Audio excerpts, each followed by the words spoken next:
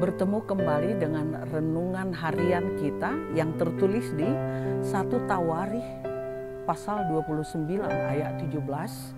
Namun sebelumnya kita berdoa. Terima kasih Tuhan atas kasih Tuhan yang selalu baru bagi hidup kami.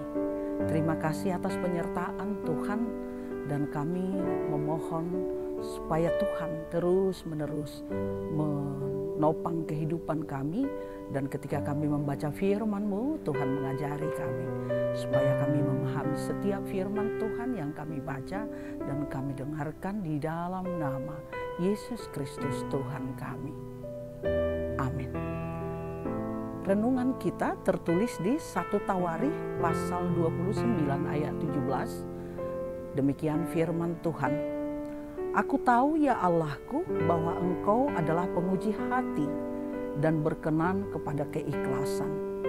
Maka aku pun mempersembahkan semuanya itu dengan sukarela dan tulus ikhlas. Dan sekarang umat-Mu yang hadir di sini telah kulihat memberikan persembahan sukarela kepadamu dengan sukacita. Demikian firman Tuhan. Saudaraku yang dikasihi oleh Tuhan kita Yesus Kristus, manusia dapat menilai hanya sebatas pada apa yang tampak oleh mata.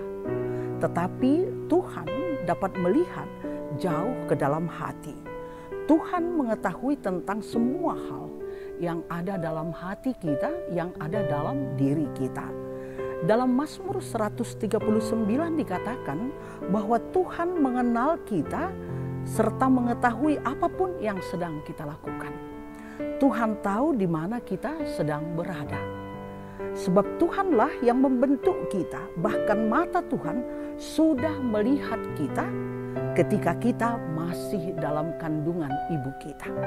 Dan masa depan kita pun sudah diatur oleh Tuhan. Karena itu kita pantas bersyukur memuji Tuhan sepanjang hidup kita. Demikian juga pengakuan Daud dalam nats ini. Daud memuji Tuhan karena Tuhan sungguh-sungguh mengenal dia. Daud memuji Tuhan karena Tuhan berkenan kepada dia. Dan pada saat itu ia sedang melakukan persiapan untuk menyediakan kebutuhan bagi pembangunan Bait Allah di Yerusalem. Meskipun sebenarnya Tuhan Allah tidak memperkenankan Daud untuk membangunnya, tetapi Daud tetap bersukacita dan dia bersyukur karena anak yang dikasihinya, Salomo, diizinkan oleh Tuhan Allah untuk membangun Bait Allah di Yerusalem. Dan Daud tidak menyombongkan apa yang telah dilakukannya untuk mempersiapkan pembangunan Bait Allah itu.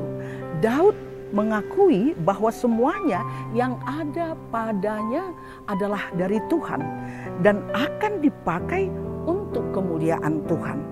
Daud pun mempersiapkan semuanya kebutuhan pembangunan itu, walaupun yang akan melaksanakannya adalah anaknya Salomo.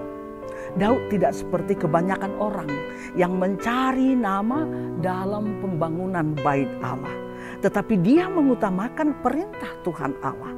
Daud tidak menyombongkan apa yang dilakukannya untuk kemuliaan Tuhan, sebab dia tahu bahwa semua itu adalah dari Tuhan, sehingga dia dengan sungguh-sungguh, dengan rendah hati melakukan semua untuk kemuliaan Tuhan, bukan untuk hormat bagi dirinya sendiri.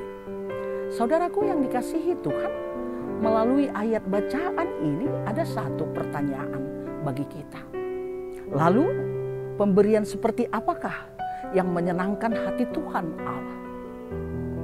Jawabannya adalah Tuhan Allah menghendaki apapun yang kita persembahkan, asal harus memberi dengan tulus, memberi dengan ikhlas, dan memberi dengan sukarela. Dalam 2 Korintus pasal 9 ayat 7, ketika kita mau memberi sesuatu, Rasul Paulus mengingatkan supaya setiap orang sebaiknya memberi sesuai dengan apa yang dia putuskan dalam hatinya. Tidak dengan berat hati atau terpaksa, karena Allah mengasihi orang yang memberi dengan senang hati. Dari sini kita bisa semakin mengerti bahwa memberi dengan tulus, memberi dengan rela, memberi dengan ikhlas adalah termasuk ibadah tentu yang menyenangkan hati Tuhan. Tuhan menyukai orang-orang yang suka menolong. Bahkan lebih lagi, kalau kita baca dalam Amsal 19 ayat 17 dikatakan, siapa yang menaruh belas kasihan kepada orang yang lemah, memiutangi Tuhan yang akan membalas perbuatannya. Orang yang bermurah hati seolah-olah memberikan pinjaman kepada Tuhan. Dan Tuhan sendirilah yang akan membalas kebaikan orang itu.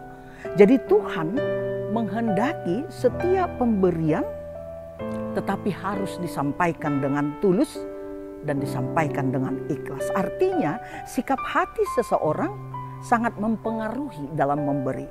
Ketika kita memberi, janganlah memiliki motif atau maksud tertentu selain tulus dan rela.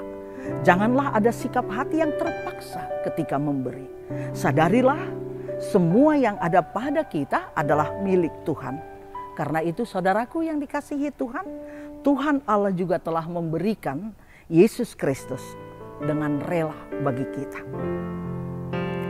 Dan Yesus pun dengan rela telah mempersembahkan nyawanya untuk menebus kita. Karena itu mari kita serahkan hidup kita dengan ikhlas kepada Tuhan sebagai persembahan kudus. Sebab Tuhanlah sumber kehidupan kita. Amin, kita berdoa.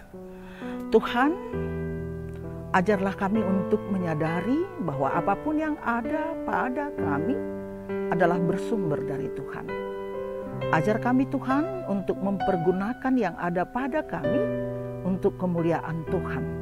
Ajar kami Tuhan untuk mempersembahkan seluruh hidup kami hanya kepada Tuhan. Dan ajar kami menjadi berkat bagi yang lain. Terima kasih Bapa. Terimalah doa kami ini yang kami naikkan di dalam nama Yesus Kristus, Tuhan dan Juru Selamat kami yang hidup. Amin. Terima kasih sudah mendengarkan firman ini. Mari kita tetap bersemangat menjalani hidup kita. Lakukan sesuatu yang baik, lakukan untuk Tuhan. Tuhan memberkati. Shalom.